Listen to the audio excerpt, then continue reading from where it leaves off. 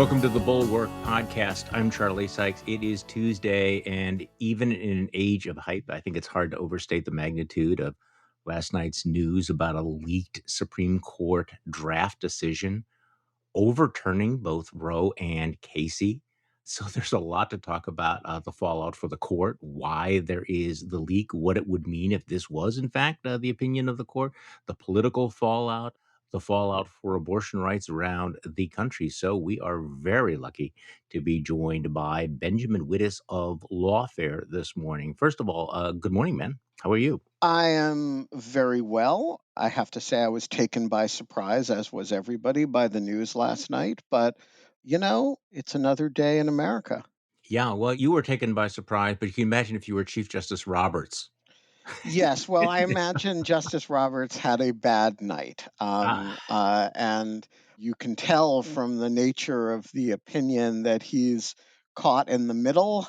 And he is certainly caught in the middle of the leak episode because I think the one person who you can be very confident did not leak this draft opinion was John Roberts. I think that is a safe bet. So I want to talk about Ukraine and a brilliant.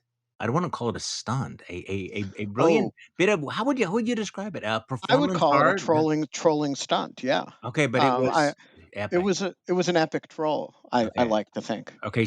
People should stick around to find out what Ben Wittes did with the Russian embassy in Washington D.C. If you don't know the story, you're really going to want to hear it, and you're going to want to hear it from the horse's mouth himself. Okay, so let's talk about the leak of this draft decision. Now, there are people who are saying, well, the original 1972 Roe versus Wade case was leaked before it was issued, but that's not the same thing. It was ours. It was the final decision. It already was a done deal. As Politico reported last night, no draft decision in the modern history of the court has been disclosed publicly while a case was still pending. So SCOTUS blog tweeted out last night, it is impossible to overstate the earthquake this will cause inside the court in terms of the destruction of trust among the justices and staff. This leak is the gravest, most unforgivable sin. Your take on this, Benjamin Wittes? So, there's a tendency among Supreme Court institutionalists to elevate the leak over what I think is the real bombshell, which is that the Supreme Court seems to be poised and seems to have 5 votes to overturn 50 years of precedent on a subject on which a great many Americans believed, with the repeated assurance of the Supreme Court, that they had a reliance interest on a constitutional right. That is a huge thing, whether you think it's right or wrong. And next to it, the leak of the opinion, the draft opinion, actually strikes me as a rather transient and somewhat less important Mhm. thing. That said, it's not unimportant. And, I do think the two things are connected, that somebody was either upset enough by the prospect of this happening to leak the opinion, Mhm. or somebody was eager enough to have this happen that they wanted to prevent defections by some of the conservative justices. I think it might be particularly aimed at Brett Kavanaugh and Neil Gorsuch, leaked it by way of kind of locking them in. Hmm. And so I don't know whether this came from the left or the right, and I honestly wouldn't want to speculate and cast aspersions about that. But it does seem to me to be very deeply related to the substance of the opinion. That is, that the court is poised to do this, take this very intensely political step, again, whether you think it's right or wrong. And so you have the norms of the behavior of the Supreme Court breaking down from one direction or another in response to that or in coordination with that. Yeah, we obviously don't know why or who leaked this. I mean, it seems clear that it's an attempt to influence or pressure the court before this draft is finalized. And this is a draft. It was written in February, so At this point, we don't know whether it's been revised since then, whether it still has the support of 5 justices. In the past, justices have been known to change their minds after the preliminary vote, and so nothing's final until the decision is released, and that won't be for a couple of months. So these are just important, just caveats to get in place. What strikes me about this, let's go to the substance of this opinion. I mean, this is a full-throated overturning of both Roe and Casey. It is very much in the voice of Samuel Alito. The contempt for the original ruling comes through, I think, virtually on every page, raises all sorts of other questions about unenumerated rights in the Constitution. Some people are reading this as possibly endangering other of these cases. So let's just talk about what it takes for the court to overturn settled constitutional law. This was something that Neil Gorsuch and Brett Kavanaugh reportedly assured Susan Collins they would not do, that they regarded these things as settled precedents. So give me your take on all of that, because as you point out, I mean, there are a lot of people who think that Roe was a terribly decided case originally, that it was bad jurisprudence. But after 50 years, people come to rely on it. So it's not a small thing for the court to overturn something this major in this definitive a way. Right. So there are many ways to look at Roe that are legitimate. And I think as liberals, we should allow for the idea that there are about 10 different orienting points that you can start with about how one should think about Roe v. Wade 50 years after the fact, given all the history and water under the bridge. The one that I favor is that the opinion on its own terms is indefensible. However, when the Supreme Court has articulated a principle that grants people rights over a long period of time, has repeatedly reiterated that principle, and people have grown up with it as part of the fabric of the rights that they enjoy, you tinker with that extremely carefully. And I think there's plenty of room to be skeptical of Roe v. Wade as Mhm. a original legal matter, and still say that what the court is contemplating now is a very radical step. This opinion reflects the opposite, almost the diametric opposite of that. It says the line of cases is rotten root and Yeah. branch, and it needs to be uprooted root and branch. And the reliance interests that people have developed on it, which, by the way, involves people's most basic life choices, right? Is something that we can actually just throw out. And that there are 5 votes for that proposition on the Supreme Court is a remarkable thing. I mean, if I know for a lot of pro-life people, that's a restoration of the normalcy that should never have been disrupted, and I respect that point of view. But I think the pro-life world needs to understand how jarring and angering this is to people who grew up with a sense of bodily autonomy, including reproductive freedoms, as part of their basic package of human rights. And so I think what Alito wants to do is return this to the political realm. Right. And I think, he maybe should be a little bit careful what he wishes for there. But I think you're going to see a degree of political contest over some very basic first principles that we have not seen in a long time. Well, yeah, I mean, this, of course, was the argument that Roe versus Wade took the decision out of the hands of the democratic process, and therefore contributed to polarization. And there are some people who are somewhat optimistic. I think my good friend David French is thinking this may actually lower the temperature of the culture wars, because now people will be able to work this out and compromise. I by the way, do not share that optimism. I think that this basically is, cry havoc and, let's slip the dogs of culture war. I mean, this is going to be hand to hand combat in every state house. There are going to be, boycotts. We're going to have a very, very divided country. The gap between blue and red states will grow wider as a result of this. And I don't think that even by returning it to the states, it's resolved because do we know what the actual test is now? So this would uphold a 15-week ban. What about a 6-week ban?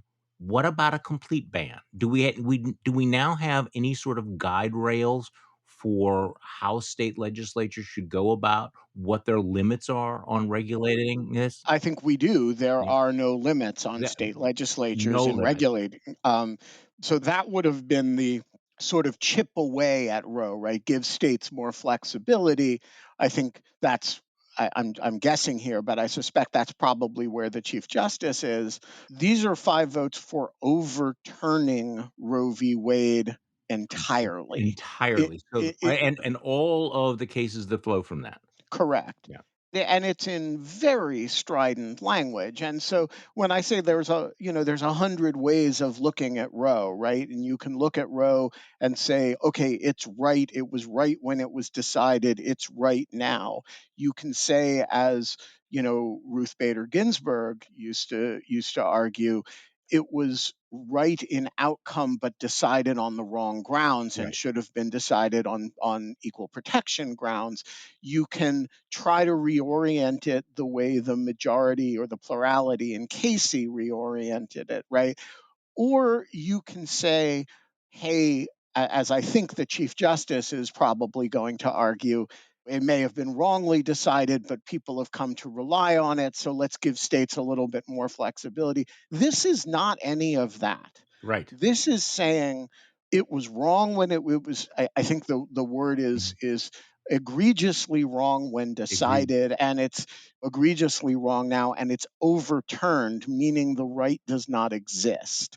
And I have not read the 98-page Yeah. draft carefully either at this point, but it is not a subtle document. No, and that's why I'm wondering whether it will be modified in the revision stage, but we don't know. Go to the language. Roe was egregiously wrong from the start. Its reasoning was exceptionally weak, and the decision has had damaging consequences. And far from bringing about a national settlement of the abortion issue, Roe and Casey have inflamed debate and deepened division. This is Alito's language. And I understand where he's coming from, but I think it's just highly naive to think that this is not going to inflame the debate and deepen the division even more after 50 years of relying on this decision. So, I mean, I think that when this goes to the states, I mean, you look at a map of what the country looks like, in the South and the Midwest, most abortions will be illegal at this point. I mean, obviously, you're going to have some states will ban abortions after 15 weeks, like Mississippi. Some are going to will include exceptions for rape and incest. Others won't. Other states will try to limit abortion to the first 6 weeks. Some might try to ban it altogether. I don't know. In the blue states, you're going to have legislators who will want to codify some of these protections. So you're going to have, red states imposing criminal penalties, blue states maybe expanding taxpayer funding. I mean, this is going to be wild. I actually fantasized back in December how this is going to play out on the right. Somebody like J.D. Vance will come out for a ban after 6 weeks. Josh Mandel will then call for a ban after 2 weeks. And then Marjorie Taylor Greene will declare that all true conservatives support a total ban on abortion. Madison Cawthorn will insist that the true pro-life position, demands the death penalty for doctors who perform them. I mean, there's going to be this bidding war, especially since there's no limit right now. Like you can do this, but you can't do that. I mean, this is like it is now complete free for all, at least based on our understanding today. I think that's right. And I also, I mean, I suppose the hope would be that you are right in the short term, but David French is right in the longer term. Yeah, That is, that you have a period of a few years that is, quite ugly. And then you end up in almost all states sort of settling on some compromise within a reasonable range. And you would have a few outlying states on both the pro choice and pro life side. And, the United States would look a little bit more like Europe, I guess, would yeah. be But I think there's a lot of reason to believe, and Roe v. Wade may be partly to blame for this, that we're not as a society right now in a compromising No. mood on these issues, and that both sides will just continue to push such that this is a matter of ongoing contest over a very long period of time, including, by the way, every time a Supreme Court justice is nominated. Oh, I agree with you completely on all of this. I mean, there are based on polling, which suggests the public has mixed views on this. Particularly, I mean, they support legalized abortion. Most Americans in the first trimester, but then support drops off. I mean, dramatically drops off second and third trimester. So you can see what a compromise might look like, but we are not in a mood for compromising. So you're right. So I think at this point, it's not just Supreme Court justices. It's every legislative and governor's race is a referendum on abortion. Every congressional Senate race is going to be about abortion. Next presidential race might be on abortion. So in a sane, rational world, maybe we would have a healthy debate, a healthier debate than we have now. But does anybody really think we live in that world right now? Do we think we live in a political environment that particularly values sanity? Or that this is going to lower the temperature? I'm sorry. I would like to think so, but Ben, let's talk about the political ramifications. You talked about the anger that this is going to generate. And of course, one of the big questions is whether this actually makes a difference in the midterms and beyond, whether or not Democrats will be able to mobilize around this, or frankly, whether Republicans will be able to mobilize around this. But let's talk about that after this. Okay, bear with me here. Tanning yourself with a red light. Apparently, it boosts testosterone. That's why some men are reportedly doing this. And some people think it's a testosterone issue, but I see something a little bit bigger. I see a society that's failing our people today. More and more males are dropping out of school. In fact, the economy is tanking due to various factors. And when men can't provide, they feel lesser, right? So I just don't think that tanning yourself with red lights is the main solution here. Masculinity may be in danger, and it's not just men. We live in a world now where everybody is struggling financially. That's probably why everybody's looking for new ways to help themselves. So, for those struggling with finances, instead of tanning yourself with a red light, I want you to check this out as an alternative.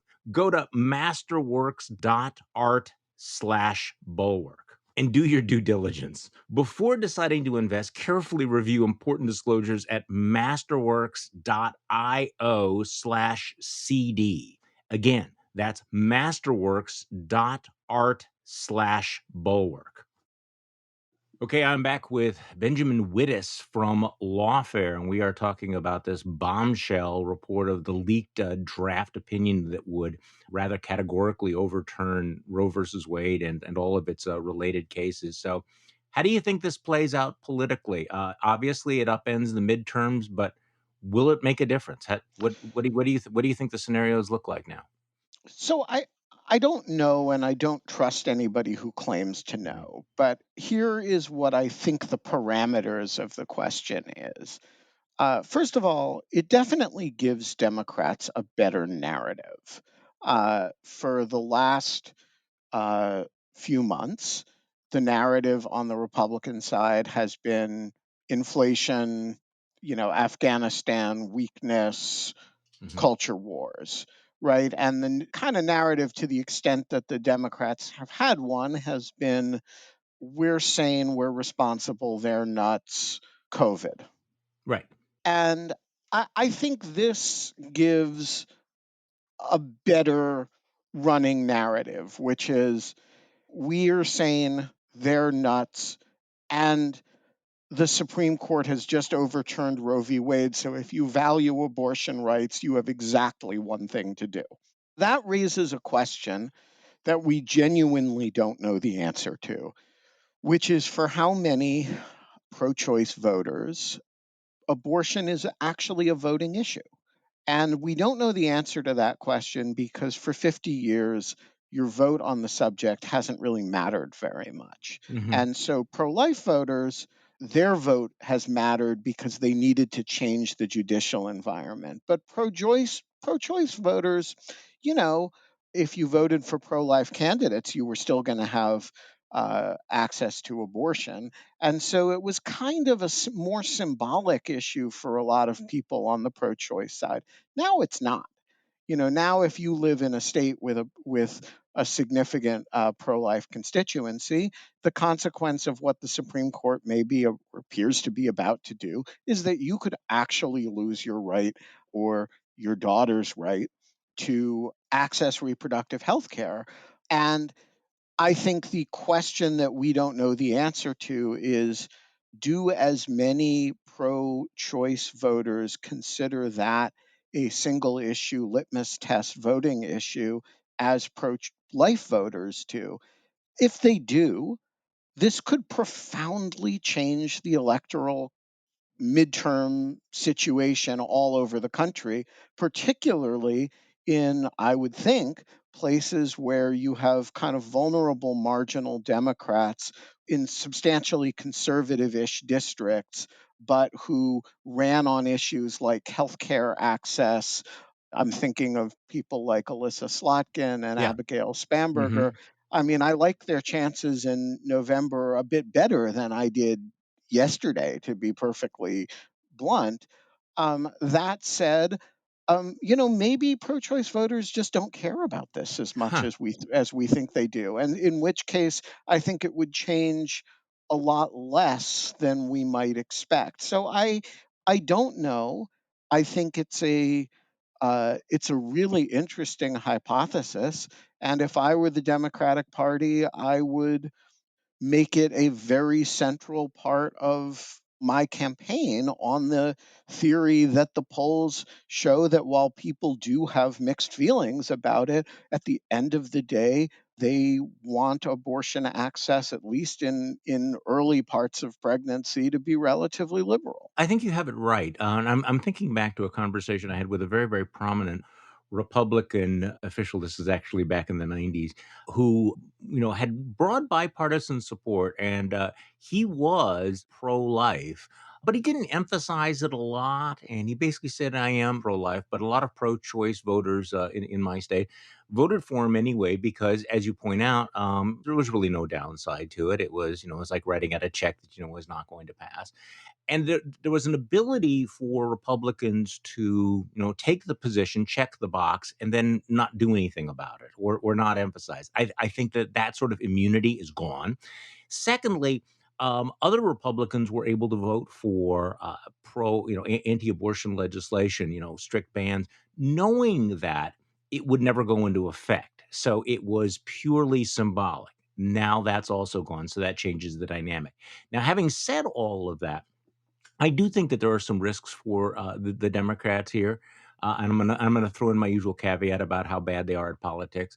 I don't know how you feel about this, but if they focus on the threat to abortion rights, especially in the first trimester, I think they will get some traction on that. On the other hand, if they are distracted by the bright shiny objects of court packing, I think that will turn on them. I think that would be one of those issues that would backfire, and, based on past history, I'm guessing that there will be some attacks on the legitimacy of the court and, the desire to, vote for Democrats and we will pack the court again. So, and if I'm a Republican, I'm waiting for that to pounce on.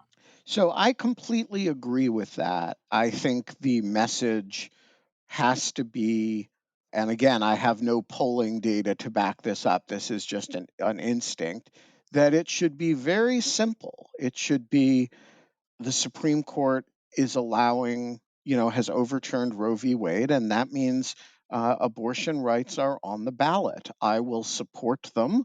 My opponent will oppose them. Yeah, I'm looking at a tweet from I believe the incumbent Democratic Attorney General in Michigan.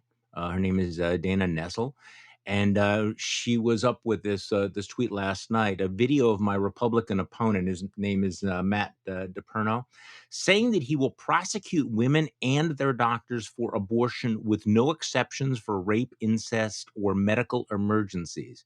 And then she writes, women in Michigan should be terrified right now. Vote like your life depends on it. Okay, I mean that's a little, overheated, but that strikes me as the way Democrats are, if they want to weaponize this. Go for those things as opposed to, and I'm just saying the court packing thing is a loser. The other thing is there is a danger when you look at the polling numbers on late term abortions. Again, strong majority, like 70% of Americans did not want to overturn Roe versus Wade. More than 60% of voters think that abortion should be legal in the first trimester. But then when you get to the second trimester, it's only 28%, and only 13% support legalized abortion in the third trimester. So if I'm a Republican, I want Democrats to be talking about abortion on demand all the way through pregnancy. I want them to be talking about late term abortions. If I'm a Democrat, I want to focus on women's right to choose in the first trimester, because the politics are completely different depending on who successfully frames this issue. I agree with that. I also think your earlier point about not focusing on packing the court, I would take a step further. I would not focus on demonizing the court. There's going to be a temptation to make this about the evil Sam Alito. Sam Alito has had a consistent view of abortion, Roe and Casey, since at least the early 90s, when I believe he wrote the opinion that the court overturned in Casey when he was a judge on the Third Circuit. Clarence Thomas has been Clarence Thomas on this issue for a very long time. And I don't think that anybody, even Susan Collins, can be too surprised at what Brett Kavanaugh and Amy Coney Barrett and Neil Gorsuch are doing. This is what happens when a political movement, i.e., the conservative political movement, over a very long time aims to put justices on who are methodologically hostile to the way a case like Roe v. Wade is decided. And I don't actually fault particularly the justices who are in that majority for the outcome. And by the way, there are a lot of people out there who are not going to like this opinion who don't particularly have it in for Sam Alito or Clarence Thomas. And so I would just say probably best not to personalize it. Make it about your rights, Yeah. make it about what you think women who are pregnant, and I agree in the first trimester is where you want to focus the conversation, should and shouldn't have the right to make decisions for themselves. And, I do think it's very probably a winning issue for Democrats. Whether it's a winning issue adequate to overcome the headwinds that they are otherwise facing, of course, is a different Yeah. question. One of the big question marks I have is what sort of chaos you're going to see if this draft opinion becomes the final decision. For example, in my home state of Wisconsin, we actually have an unenforced pre-Roe ban on abortions. It's been on the books all these years, and of In course, it's Michigan, too. exactly. In fact, Wisconsin and Michigan are in the same category. So, what happens? What happens this fall? Will it be up to individual DAs and individual counties? And so the chaos, the confusion, and the doubt, I think is going to be considerable in states like ours. Right, and of course, in states where the law is unclear, that creates a real set of on the ground issues regarding DAs who are seeking Right. reelection, attorneys general at the state level, and governors, because obviously, that's going to be an issue between Governor Evers and whoever ends up as his opponent for reelection. Where it is also interesting is in states where the local law may be relatively settled, but the constituencies of different congressional districts, their views on this may be quite different from their views of other issues. So think about suburban districts that are relatively conservative but have a lot of professional women in them, right? These are the districts that won the Democrats the House in 2018. And there's an enthusiasm problem right now among Democrats. Does this have effect on Yeah. those marginal suburban districts? I kind of just have the sense that it will, but I can't support that at this stage. Well, no, and I think that that's a reasonable supposition. So, for example, in Wisconsin, we have a very very weak Democratic governor, Governor Evers, who I think was pretty much a dead man walking in this election because of the enthusiasm gap, the turnout gap. But now this gubernatorial election might be a referendum on whether or not you're going to have a right to an abortion in the state of Wisconsin, because all you need is a Republican attorney general and a Republican governor. The law is already on the books and it's over. It's right there. I mean, it will be decided in this election. So let me ask you one other question. Alito in the draft goes out of his way, he's kind of defensive about this, emphasizing that the decision only involves the right to abortion and no other right.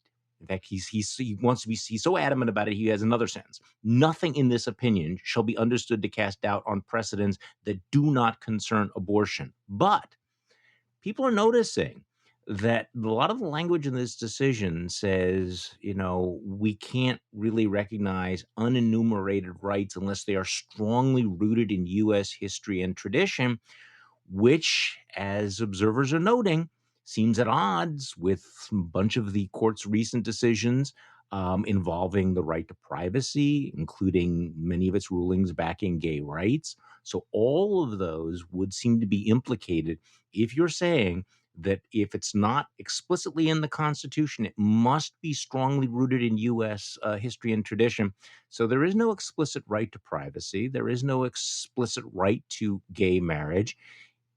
Are people right to be concerned at wait for this one, the penumbras of this decision? Of course, they're right to be concerned. So let's start with uh, uh, the decision in Lawrence v. Texas, which is before you get to same Mhm. sex marriage, you have the decision striking down sodomy laws. And this was an opinion that overturned a prior 1985 or 1986 decision, Bowers v. Hardwick, which had upheld this. So this is a contested idea in relatively recent decades, right? Whether a state can make a crime out of gay sex.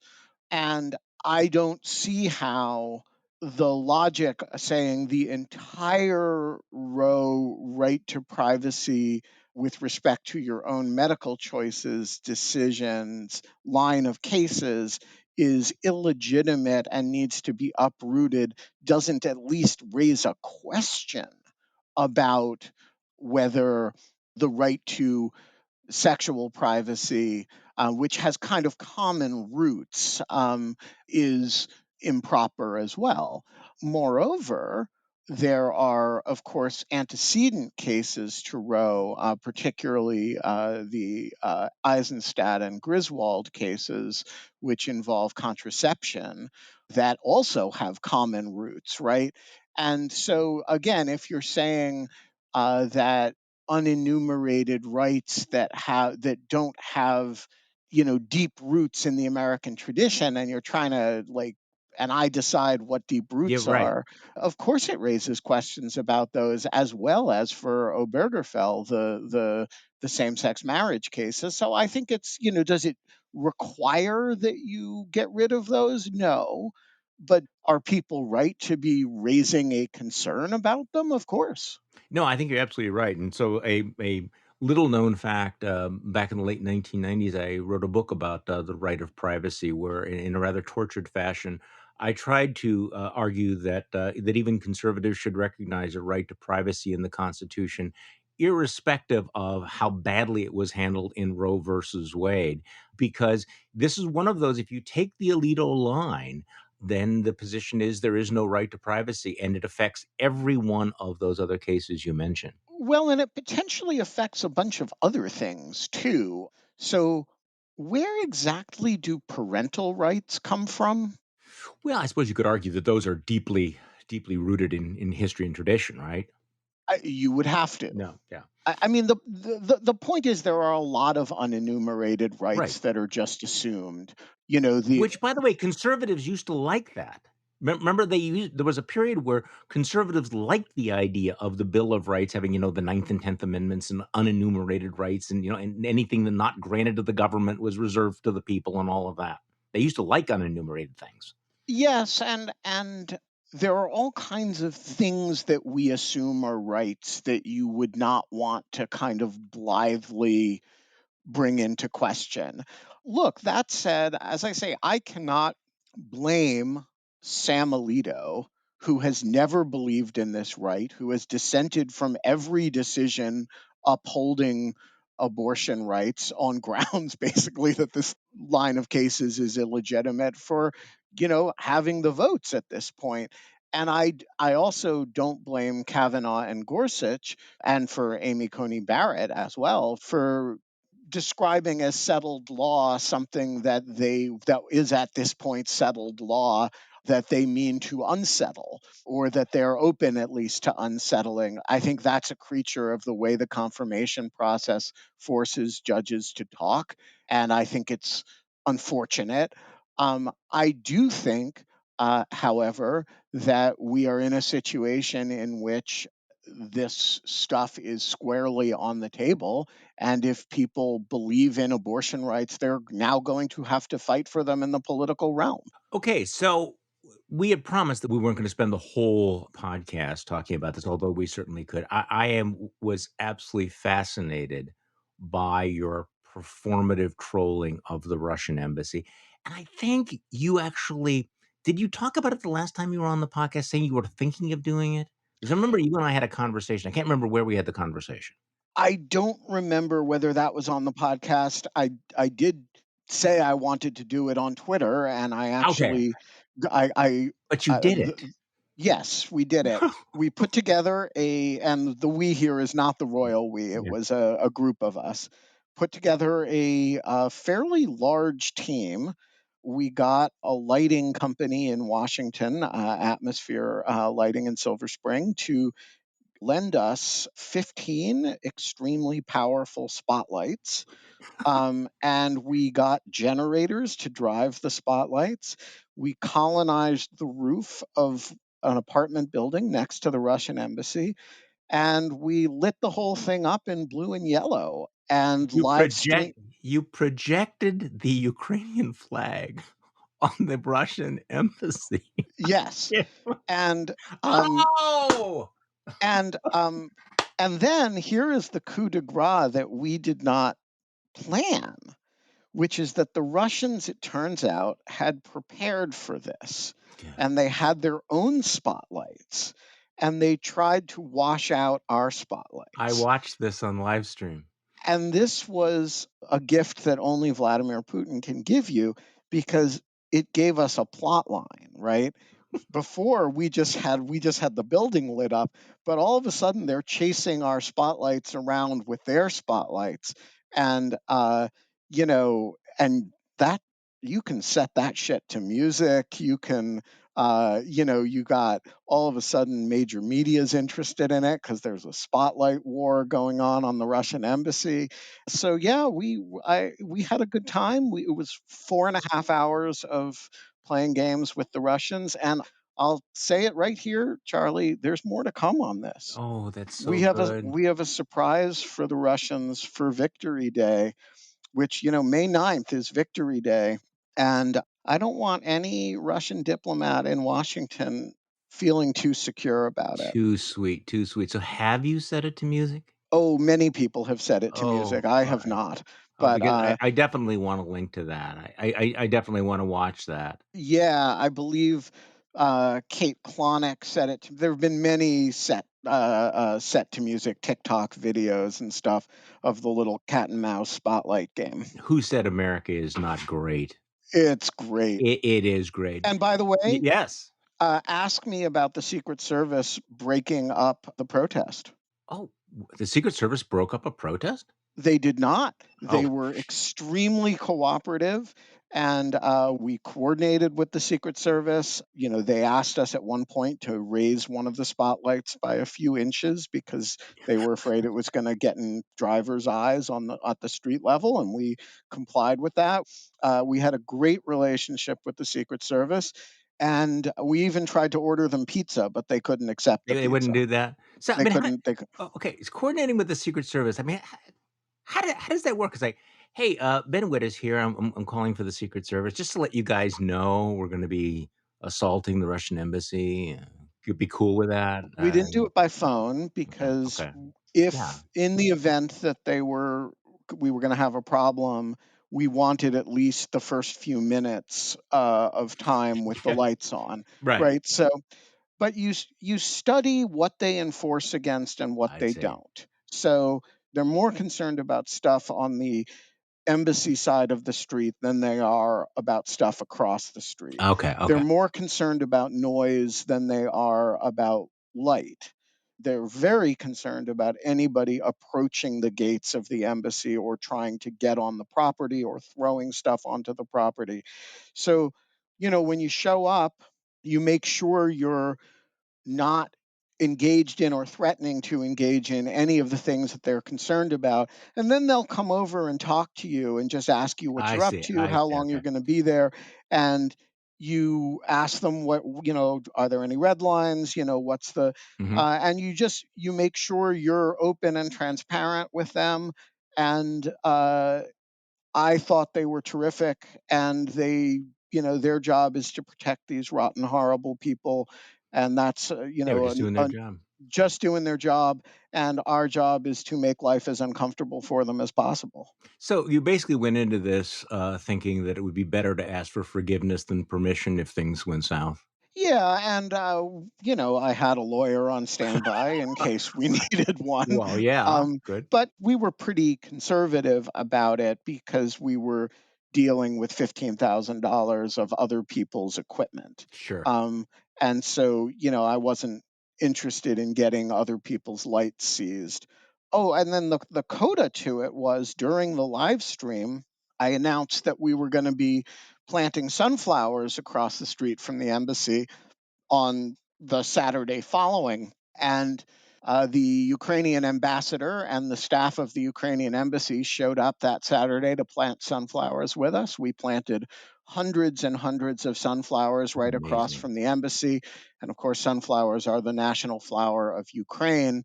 And so there will be a kind of field of sunflowers for the Russians to look Just at over the course of the summer. Ben, chef's kiss. Just perfect, just wonderful. And stay tuned, I May wanna know. May May May May 9th. 9th. Let It's me g st I let me it's gonna be lit, as the uh, kids say. okay, let me break that down in the circle that. Put that in all my calendars. Ben, thanks so much for coming back on the podcast. It's always fun. Thank you much, Charlie. You're a great American. Hey, gang, I just wanted to drop in to say thank you for joining me here each weekday. And also, I want to give a shout out to our Bulwark Plus members who help to underwrite this show and keep everything we do at the Bulwark sustainable. You might think that a Bulwark Plus membership is all about our newsletters like my daily morning shots, but really, Bulwark Plus membership is about a lot more than that.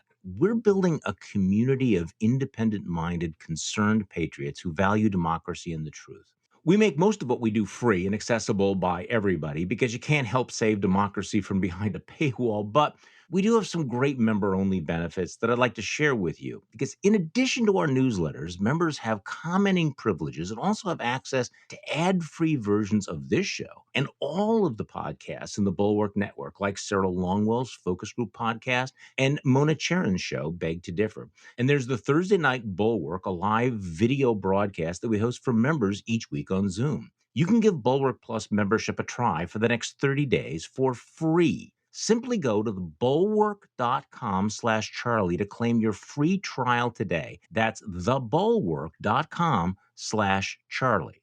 Thanks. The Bulwark podcast is produced by Katie Cooper with audio production by Jonathan Siri. I'm Charlie Sykes. Thank you for listening to today's Bulwark podcast, and we'll be back tomorrow to do this all over again.